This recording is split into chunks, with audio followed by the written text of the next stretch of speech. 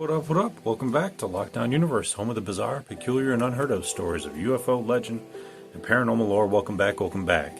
Happy to be back. Hopefully you guys are doing excellent and taking care of yourselves. We're going to get right into it. What is the NASA agenda? A former security contractor talks about his experience and what their agenda really is. All right, let's get into it. So, this individual wrote from his notebook, actually. It was the spring of 1997. He was in an oyster bar at Cocoa Beach, Florida, in order to grab a bite to eat while making his way back north from Miami. He wasn't in a hurry, so he decided to take in the atmosphere. And while sitting at his booth, he was going over his notes that he had transcribed during the trip. At the time, he didn't have a laptop, so everything was written by hand. The oyster bar wasn't a tourist trap by any stretch of the imagination. Most of the patrons were locals, and most of them were 3 sheets to the wind. One fellow caught my attention, though. I assumed he was in his 60s with a deep tan and a weather-beaten face. He took some interest in me since I stood out from the regulars, and he said, "Welcome, young man. How'd you find our paradise?" he said, and he started to laugh and chugged a bottle of Pabst, apparently. I told him I was traveling north to Miami on my way home to Maryland. He asked if he could sit, and he sat. We engaged in small talk for the most part, and I mentioned that I was in Miami on business. I decided to drive the distance since I wasn't in a hurry. I also mentioned that I was interested in the local lore of the places I visited.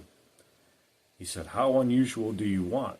The man's name was KC, and his expression and demeanor became quite cold and sober. He explained that he lived up and down Florida's Space Coast his entire life, and he worked as a security contractor in different locations in Cape Canaveral for 18 years.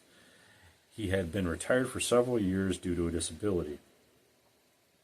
He told me that Cape and the surrounding wetlands were extremely haunted, and he described white figures moving around at night, in particular a white figure that travels along the Banana River causeway near the United States Air Force Station at night.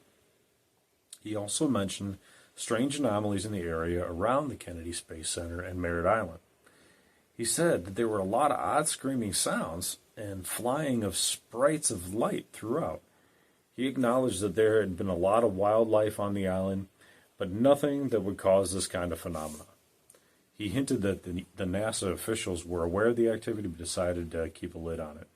As we proceeded, he started to drop a bombshell on me. He seriously believed that there was an otherworldly presence at NASA, or alien presence. He didn't specifically mention where or if he thought it only existed at Cape, but he said with a degree of certainty and security at certain periods and obscure locations not known for anything connected with the program, had drawn suspicion and speculation. I asked if he could be more detailed, but he refused to go into detail. And then Casey said that he had talked enough, rose to his feet, and walked out of the oyster bar. I had occasionally thought about my conversation with Casey over the years, but when I recently came across my notes from that section, I started to wonder if more recent events could fit into Casey's statement. Well, worldwide governments have been accused of reverse engineering ET technology and harboring alien beings for the past 60-plus years.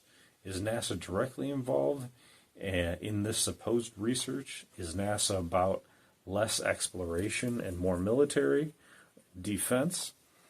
I've never been a NASA conspiracy theorist, but I can understand to a point where the unknown could raise suspicion, maybe cynicism, would be warranted. How deeply does it go? What's NASA's agenda? It's kind of up for debate. So I want to go back to what he was talking about with Casey for a moment. What he stated was that there was a bunch of white figures that would move about at night. In particular, a white figure that travels along the Banana River Causeway near the United States Air Force Station at night. Could it be that this white being was actually a protecting alien or entity that the Air Force uses to protect that area because they know that this is where NASA's at. NASA's launch pad is in Cape in Florida, Cape Canaveral, Florida. So would they need a security force presence of alien nature. It could help, especially if aliens were involved in the space program. Well, we know that Gary McKinnon hacked into NASA's computers and found a list of non-terrestrial officers. And if that's the case, and he found pictures of alien ships, well, guess what? Now we're involved. Now we're engaged with these beings. Could these beings that are floating around NASA be monitoring NASA as opposed to protecting it? Certainly. Why would it be so haunted in the area around NASA, would one wonder? Would it be possible that they had been holding some sort of alien refugees and they had died in that area and now their ghosts haunt the Banana River? That's a possibility. Or is it possible that these entities simply are from the oceans and ocean bases that aliens are known or at least theorized to inhabit? And therefore they're coming up from the oceans to monitor our space program up front and close to get a front row seat as the launch pad has a spacecraft on it and takes off. Maybe they're wondering if there's any nuclear weapons on board. Maybe they're wondering how our progress is coming. And these entities that come from the ocean could be anything. They could be of a spiritual nature, ethereal, not in a corporeal body. They could simply float around and gather intel and bring it back down. Remember, beings don't die. They simply transform energy into the next state of being. When you melt ice, it turns into water. And then that water can be remelted into ice. The same thing with our personalities, our souls. Earth's hot.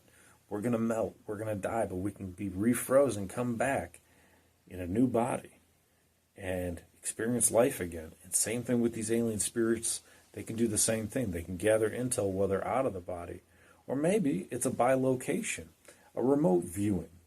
Remote viewing where the spirit can come out of the body and the person can still remain partially within the body, thus bilocating, having his knowledge and his intellectual base be outside of the body while having still part of his soul inside the body, gathering intel as a remote viewer, so to speak, bilocator, and gathering intel and bringing it back down to the bases below the ocean. That's a definite possibility. Florida's right on the coast there. And think about this just for a moment. I was just reading an article about a conversation between an abductee and an alien species. The alien species told him that that humankind has been universally changed 64 times with its DNA. Completely changed. We're talking about, being human, but being a different kind of human. 64 times.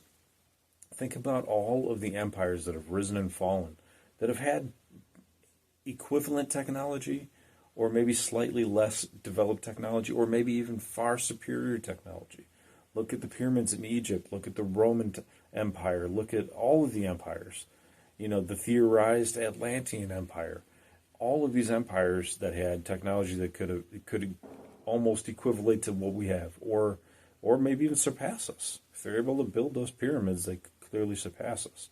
So when we have all of these empires and their spirits flying around, who's to say that there's not random spirits just gathering intel just out of curiosity?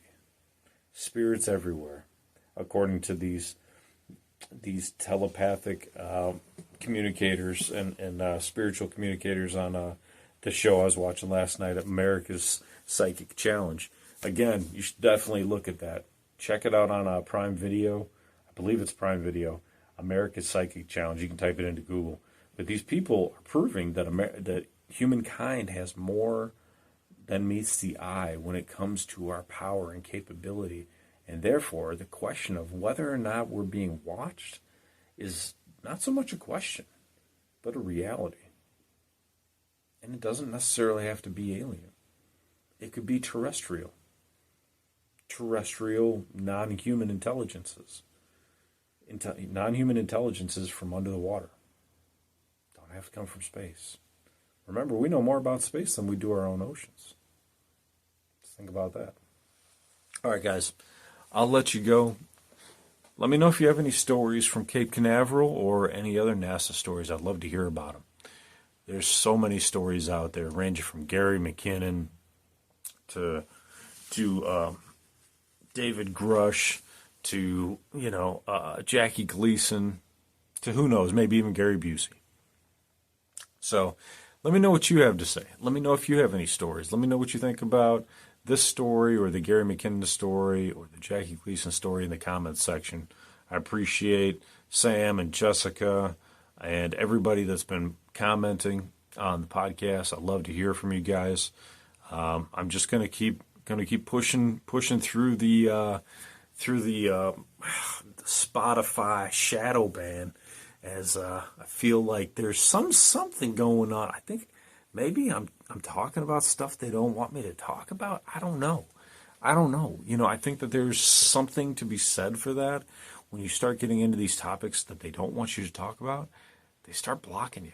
So I think that might be what's going on. I have to ask Spotify, but something weird has happened. So hopefully this reaches you guys. Hopefully this transmission gets to you and you guys hear it. I love you guys. Take care of yourself spiritually, physically, emotionally. Follow through on your hobbies and your goals and your dreams. Continue to surround yourself with the white light and continue to question the universe around you. Until next time, guys, take care of yourselves. Lockdown Universe out. Peace.